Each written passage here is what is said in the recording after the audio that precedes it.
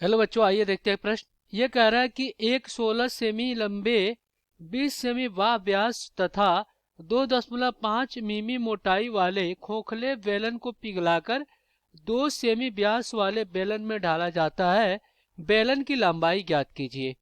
तो देखिए, हमें क्या करना है, बेलन की लंबाई ज्ञात करना है। तो हम क्या करेंगे, मुख्य अवधारणा लिखेंगे। मुख्य अवधारणा। तो ये क्या होगा इस प्रश्न के लिए। तो देखिए, अगर इसकी ऊंचाई की बात करें तो ये कितनी है आपका h1।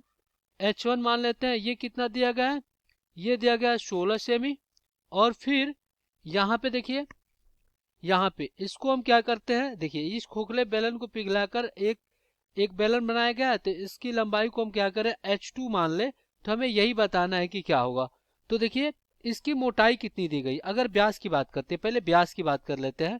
तो इसकी व्यास कितनी दी गई है, ये दी गई है 20 सेमी। और इसकी मोटाई, ये जो मोटाई है वो कितनी दी गई है, ये दी गई है आपका 2.5 मिमी दी गई है mm। तो इसको अगर सेंटीमीटर में बदले तो 0.25 सेंटीमीटर होगा। ये हो गया, सेंटीमीटर में बदल गया। अब यहाँ पे देखिए आर निकाले, यहाँ पे आर। तो क्या हो जाएगा, बड़ा वाला आर निकाले तो ये हो जाएगा, देखिए व्यास बटा क्या होता है 2। तो ये हो जाएगा 20 और बटा में 2 काटेंगे तो 10 बार में कट जाएगा। तो ये जो आ रहा है वो कितना आ गया, 10 सेंटीमीटर आ गया।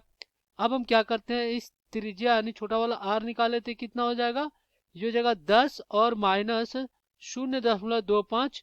तो ये कितना आ गया, ये आ गया, आर आ गया 9.75। ये आर हो गया।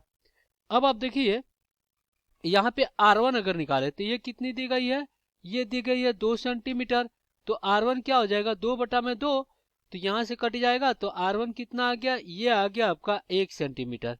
यानी इस बेलन का जो त्रिज्या है वो कितना आ गया, 1 सेंटीमीटर।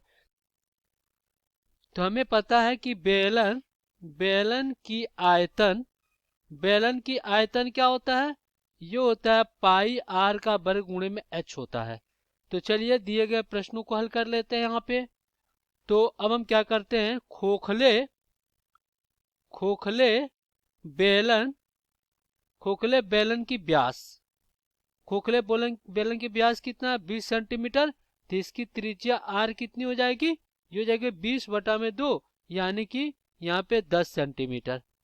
अब यहाँ पे इसकी त्रिज्या आर कितनी हो जाएगी, छोटा आर, ये हो जाएगा आपका 10 में से अगर हम क्या करें 0.25 को घटा दे इसकी मोटाई को, तो यहाँ पे आंतरिक त्रिज्या आर कितनी मिल गई, ये मिल गई 9.75 सेंटीमीटर मिल गया। अब देखिए यहाँ पे h1 क्या है, खोखले बेलन का h1 है आपका 16 सेंटीमीटर। ये हो गया। अब क्या हमें ज्ञात करना है, देखिए ये चीजें मिल गई। अब यहाँ पे जो बेलन है इसकी जो त्रिज्या कितनी है, 1 सेमी।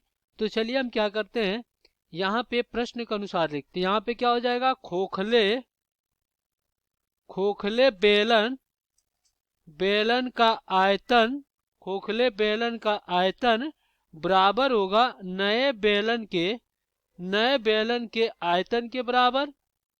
ये होगा। तो ये क्या हो जाएगा, पाई पाई क्या हो जाएगा, ये हो जाएगा आंतरिक त्रिज्या, यानी आर आर का वर्ग और माइनस आर का वर्ग और गुणे में क्या हो जाएगा एच। तो h1 हो जाएगा और बराबर में क्या हो जाएगा, पाई पाई r1 का वर्ग और गुणे में क्या हो जाएगा h2 हो जाएगा। अब देखिए ये पाई से ये पाई कट गया, तो यहाँ पे बाह्य त्रिज्या कितना है आपका 10 सेंटीमीटर। तो इसका वर्ग हो जाएगा माइनस आंतरिक त्रिज्या 9.7, इसका वर्ग हो जाएगा। और फिर गुणे में कितना हो जाएगा, h कितना है 16 और बराबर में देखिए 1। तो 1 का वर्ग हो जाएगा, गुणे में ये हो जाएगा आपका h2। चलिए यहाँ पे देखिए a प्लस बी और a माइनस बी। अब यहाँ पे देखिए हमें पता है कि a का वर्ग माइनस b का वर्ग क्या होता है, a प्लस बी ए कोष्ठ में और a माइनस बी ए कोष्ठ में।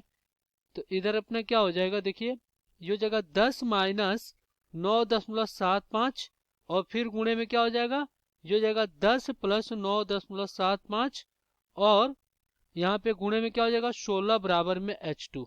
यही होगा।